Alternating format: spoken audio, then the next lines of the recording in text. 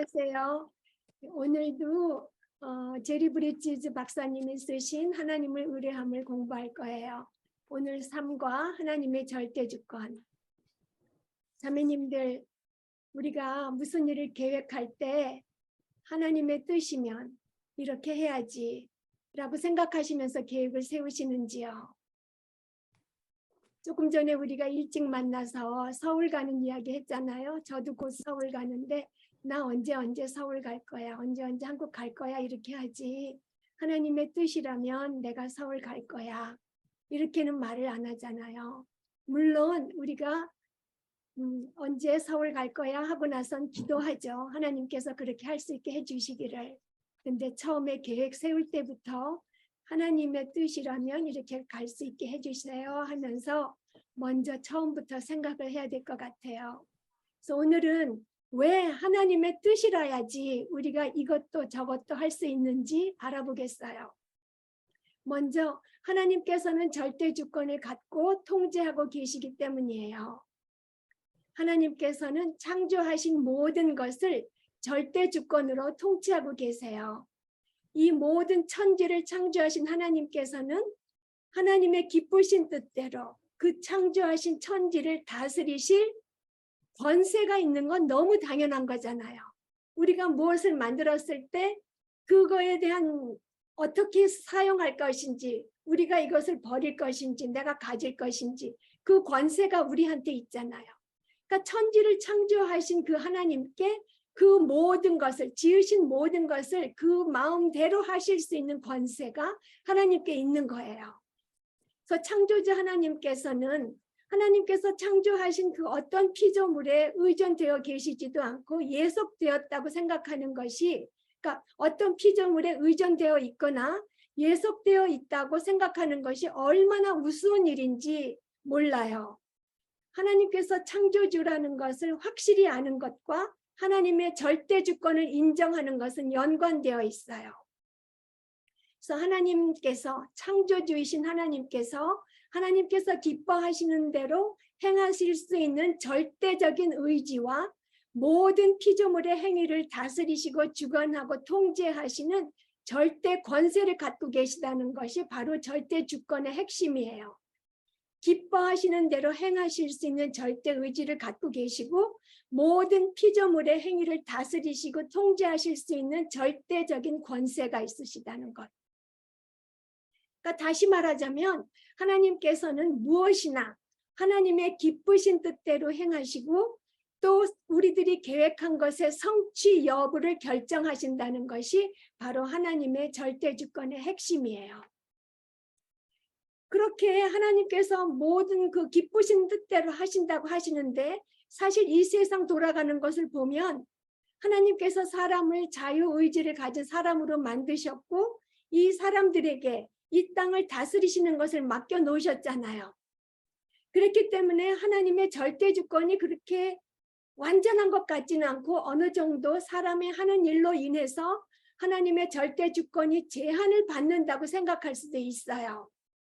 그렇지만 하나님께서는 사람이 이 땅을 다스리도록 허락하셨지만 그것 역시 하나님께서 사람들에게 주신 그 권한 그 자체가 하나님의 완전한 통제 아래에 있어요. 하나님의 절대 의지와 절대 권세가, 그러니까 하나님의 절대 주권이 사람의 자유의지를 넘어서는 거예요. 자유의지를 통제하죠. 그래서 하나님의 절대 주권에는 어떤 한계가 없어요. 무한해요. 그래서 하나님의 절대 주권 밖에서 일어나는 일은 단 하나도 없다는 것이죠. 그렇기 때문에 우리는 하나님을 전적으로 믿고 의지할 수 있는 거예요. 만일 하나님의 절대 의지와 절대 권세 밖에서 일어날 수 있는 일이 있다면 우리가 하나님을 전적으로 믿고 의뢰할 수는 없는 거죠. 그러면 실제로 우리는 어떤 것들에서 어떤 면에서 하나님을 의뢰할 수 있을까요? 영적인 문제는 하나님께 맡길 수 있지만 실생활의 문제를 주님께 맡길 수 있을까요? 우리에 대한 하나님의 절대 주권은 우리가 출생하기 전에 이 세상이 창조되기도 전에 창세 전에 세워졌어요. 에베소서 1장 4절에 보면 창세 전에 우리를 택하셨다고 하시고요. 시편 139편 16절을 보면 내 형질이 이루어지기 전에 주의 눈이 보셨으며 나를 위하여 정한 날이 하루도 되기 전에 주의 책에 다 기록이 되었나이다. 이렇게 말씀하세요.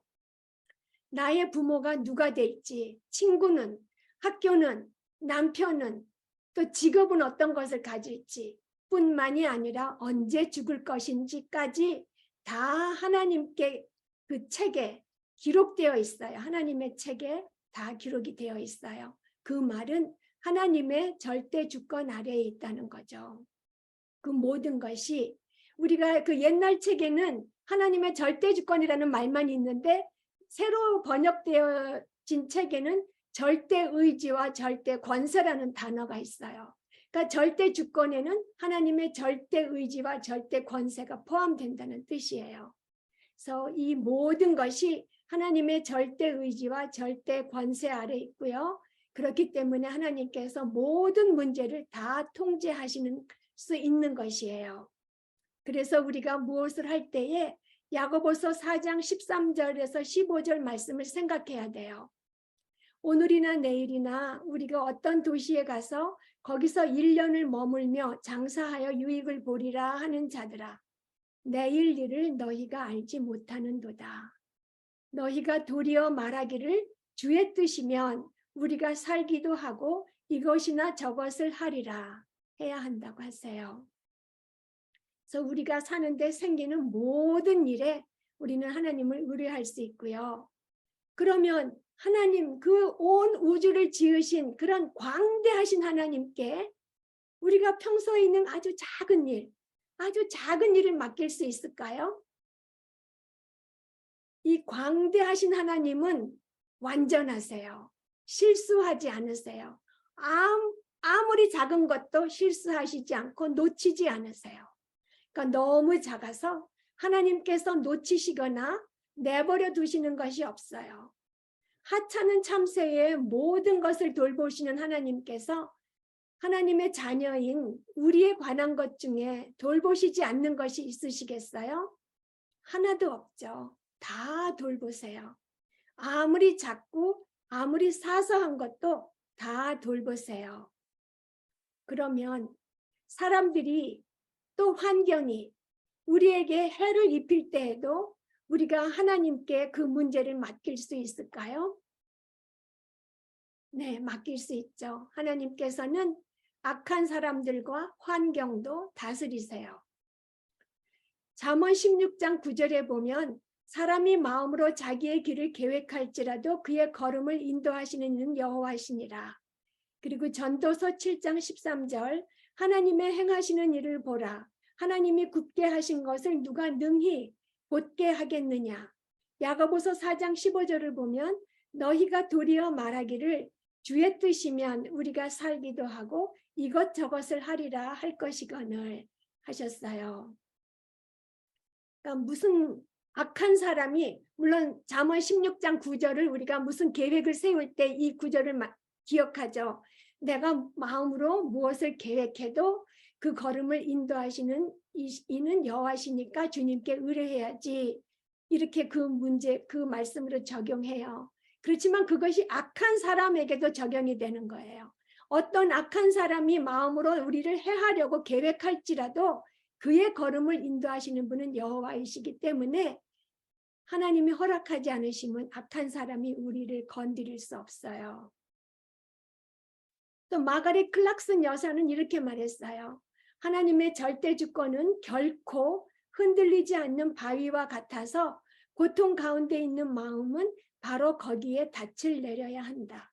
모든 악들이 하나님의 절대 주권 아래에 있어서 하나님께서 허락하시지 않는 한 악은 하나님의 자녀들을 만질 수도 없다.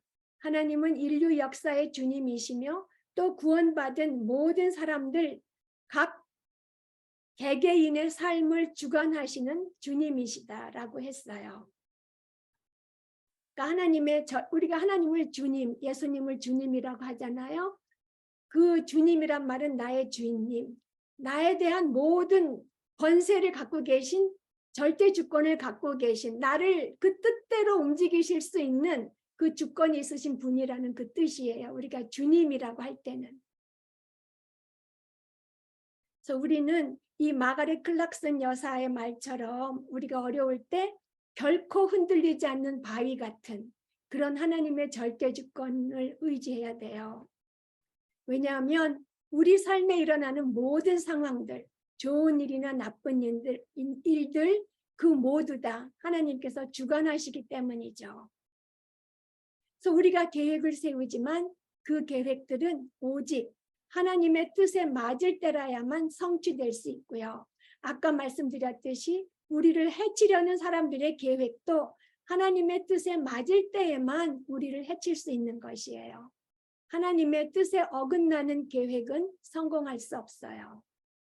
그래서 이와 같이 다른 사람의 고의적인 악행뿐만 아니라 실수, 잘못 다 하나님의 절대 주권 아래에 있어요. 시편 115편 3절에 보면 오직 우리 하나님은 하늘에 계셔서 원하시는 모든 것을 행하셨다고 하셨어요. 하나님께서 원하시는 그 모든 것을 하셨다고. 그래서 하나님께서는 우리의 영적인 문제뿐만이 아니라 실생활의 크고 작은 문제, 화와 복 다 주관하세요. 이런 절대 주권을 생각할 때에 우리는 더욱 하나님을 의뢰할 수 있게 되고 또 하나님을 의뢰함으로써 마음의 평안을 얻을 수도 있죠. 그리고 두 번째로 우리가 알아볼 것은 하나님의 절대 주권은 분명히 역사하시지만 항상 눈에 분명하게 보이지는 않는다는 사실이에요. 우리가 하나님께서 행하시는 것을 볼 수 없죠. 우리가 볼 수 있는 것은 단지 우리 자신이나 다른 사람들의 행위만 볼 수 있어요. 그래서 우리에게 생기는 일들이 사람들의 행위에 달려있는 것처럼 생각하지만 사실은 우리에게 일어나는 모든 일과 사건들은 기쁘신 뜻대로 역사하시는 하나님께 달려있어요. 우리가 성경에 기록된 기적들을 읽을 때에 하나님께서 절대 주권적으로 일하신 것이라고 우리는 쉽게 인정해요.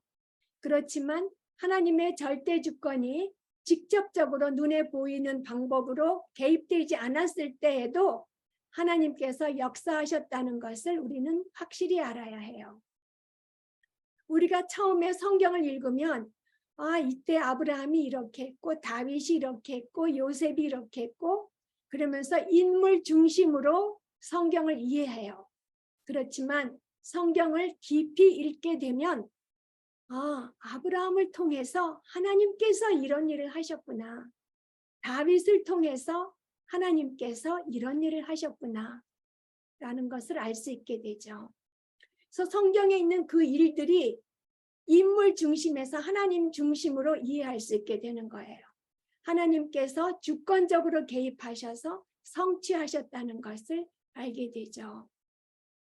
그래서 하나님께서 일반적으로 역사하시는 방법은 우리가 볼 수 있도록 직접적으로 기적을 일으켜서 개입하시지 아니하시고 사람들의 평범한 행위와 평범한 상황, 그 일상적인 상황을 통해서 역사하시는 것이 하나님께서 일반적으로 역사하시는 방법이에요. 에스더서 6장을 보면 하나님께서 일상적인 환경들을 사용하셔서 하나님의 뜻을 이루시는 것을 알 수 있어요. 그 6장에서 왜 그날 아하수에로 왕은 잠이 오지 않았을까요? 왜 왕이 역대일기를 읽게 되었을까요? 그 중에서도 왕을 암살하려는 음모를 모르드게가 고발한 그 대목을 읽게 되었을까요?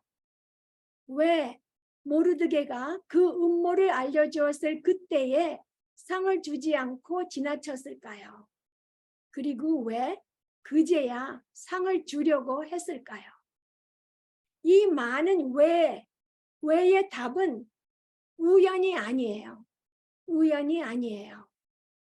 하나님께서 그날 밤에 하나님의 백성들을 구하시기 위해서 모든 일을 주재하신 것이에요.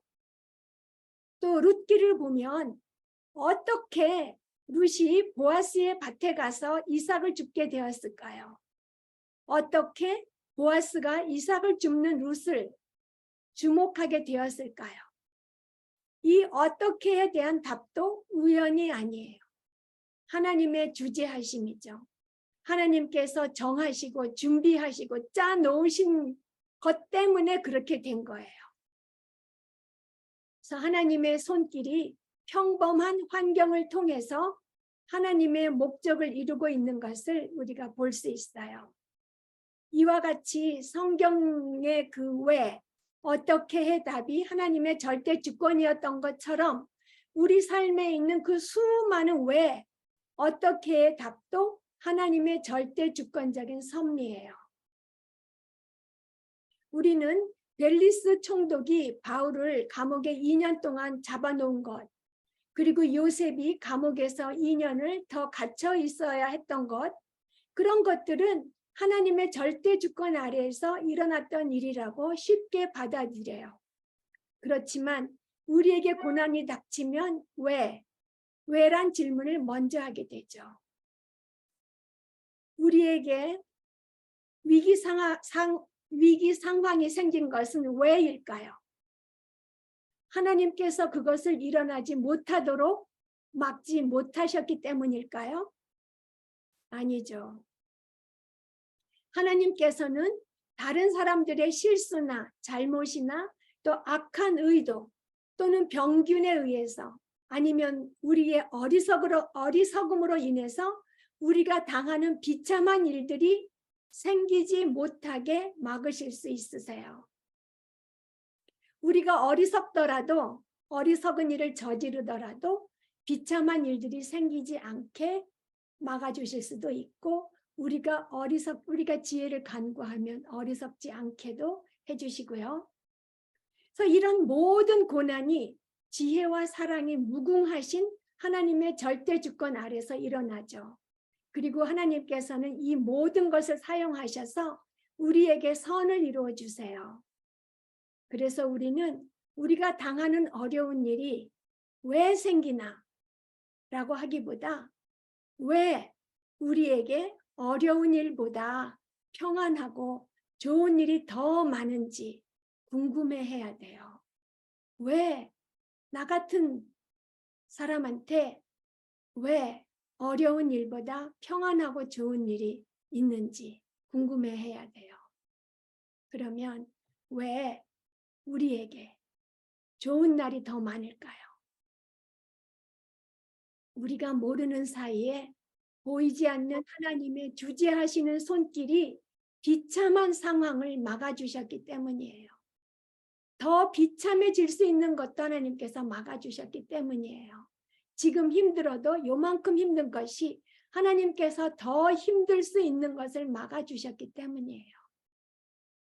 그래서 우리는 하나님께서 일상생활 중에 비참한 일이 생기지 않게 미리 절대 주권으로 수많은 것을 주관하셔서 막아주신 적이 얼마나 많은지 알아야 돼요. 정말 우리는 이유를 잘 모르는 일이 있어요. 하나님께서 왜 사람들이 하나님의 계시된 말씀의 뜻을 거스려서 악을 행하는 것을 놔두시는지, 왜 불순종하는 것을 허락하시는지 우리는 알지 못해요. 그렇지만 하나님께서는 사람들이 하나님의 계시된 그 말씀의 뜻을 거스려 악을 행하는 것은 허락하시지만 하나님의 주권적인 뜻을 거스려서 행하는 것은 결코 허용하지 않으세요. 하나님께서 말씀에 나타내신 긍휼의 뜻은 거부하고 불순종하는 것은 허락하시지만 하나님의 주권적인 뜻은 우리가 절대로 거부할 수가 없어요. 하나님께서 허락하시지 않으세요. 그래서 아무도 하나님의 주권적인 계획을 좌절시키거나 하나님의 주권적인 의도를 방해할 수 없어요. 하나님께서 원하시는 대로 행하시고 하나님께서 원하시는 그 주권적인 뜻은 분명히 이루시는데 하나님께서 원하시는 것은 바로 하나님의 영광과 우리의 유익이 같이 이루어지는 것이에요. 하나님께서 하나님의 영광을 위해서 우리의 유익을 버리시지도 않고 또 우리의 유익을 위하신다고 해서 하나님의 영광 받으시는 것을 포기하지도 않으세요. 하나님께서는 원하시는 대로 행하시는데 그 원하시는 바는 언제나 하나님의 영광과 우리의 유익이에요. 그리고 세상에 일어나는 이 모든 일은 우연히 생기는 일, 우연히 일어나지 않고 또 운명적으로 일어나는 것도 아니에요. 인격적이면서 동시에 무한히 전능하신 창조주이신 주님에 의해서 결정된 것이에요.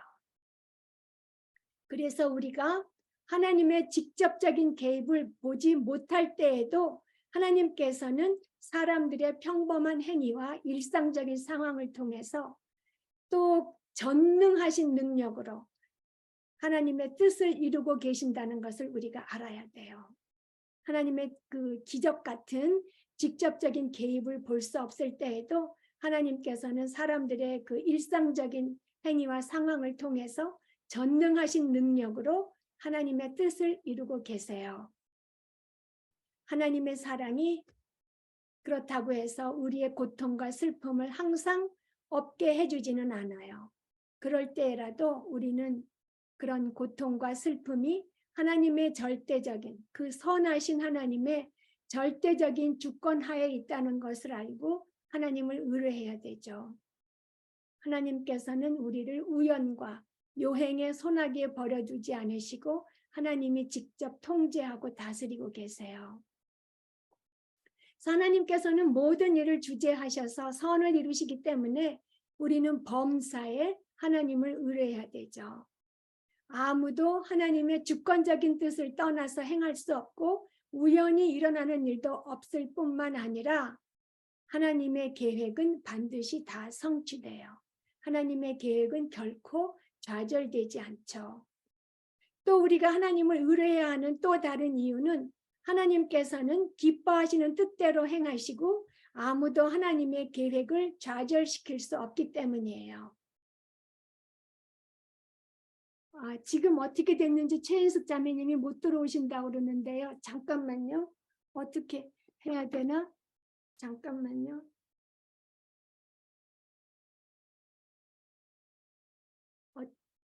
여기에 뜨는 건가? 어디에 뜨지?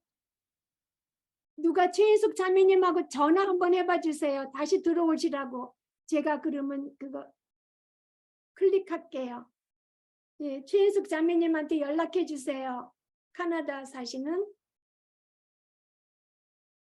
그래서 우리가 하나님을 의뢰해야 하는 그 이유가 하나님께서 기뻐하시는 뜻대로 행하시기 때문에 우리는 하나님을 의뢰해야 돼요. 하나님의 기뻐하시는 뜻대로 행하신다는 것은 기쁘신 뜻대로, 하나님의 기쁘신 뜻대로 우리 삶을 통치하시고 간섭하신다는 뜻이에요. 우리 마음대로 하게 두지 않으시고 간섭하신다는 것이에요. 근데 우리가 간섭이라는 단어를 생각하면 부정적으로 우리가 생각을 하죠. 귀찮은 거, 내 마음대로 못하니까 나쁜 거. 그렇지만 하나님의 그 간섭하심은 하나님의 영광과 우리의 유익을 위한 간섭하심이에요. 아무도 하나님의 주권적인 뜻을 떠나서 행할 수 없고 우연한 일이 없기 때문에 하나님의 계획은 반드시 다 성취돼요. 욥기 42장 2절에 주께서는 못하실 일이 없사오며 무슨 계획이든지 못 이루실 것이 없는 줄 아오니 했고요. 에베소서 1장 11절에는 모든 일을 그의 뜻의 결정대로 일하신다고 해요. 하나님의 계획에는 좌절이 없죠. 원하시는 대로.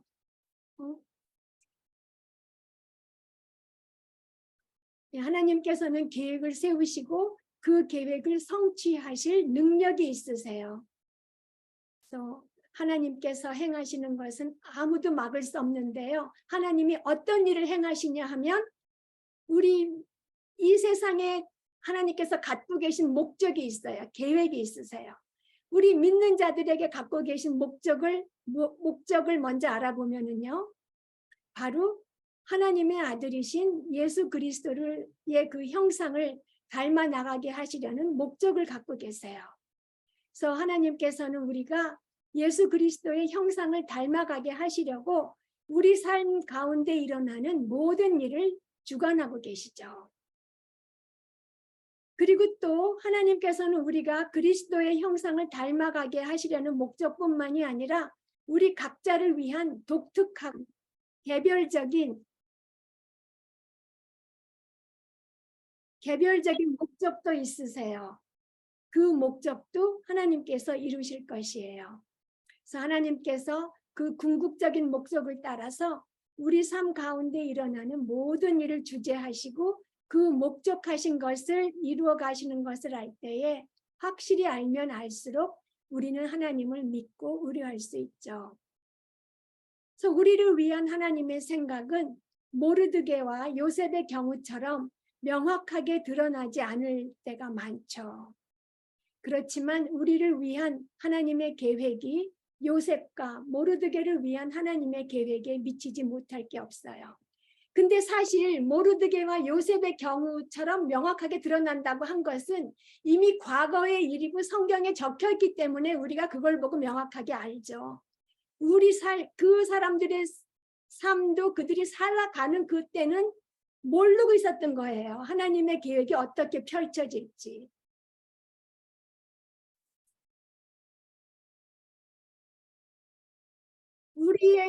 우리를 위한 하나님의 계획이 우리가 지금 모르지만 요셉과 모르드게를 위한 하나님의 계획에 미치지 못할 게 없는 거예요. 우리는 요셉과 모르드게는 모르고 그렇게 됐지만 우리는 성경을 통해서 우리가 영화될 거라는 것, 그리스도의 형상을 닮아가다가 영화될 거라는 그것을 분명히 알잖아요. 그러니까 요셉과 모르드게보다 우리는 더 확실한 약속과 언약을 갖고 있는 거예요. 그러니 더 하나님을 사실 더 잘 의뢰할 수 있는 환경인데 우리가 정말 보이지 않는 그 믿음으로 해야 되는데 보는 것에 너무 자주 흔들리기 때문에 하나님을 의뢰하지 못하는 거죠. 그래서 성경에 요셉과 모르드게 그런 이야기는 단지 옛날에 모르드게에게 하나님이 어떻게 하셨다, 요셉에게 어떻게 하셨다 하는 것을 우리에게 알려주시는데 그치지 않고 우리를 교훈하고 격려해 주죠.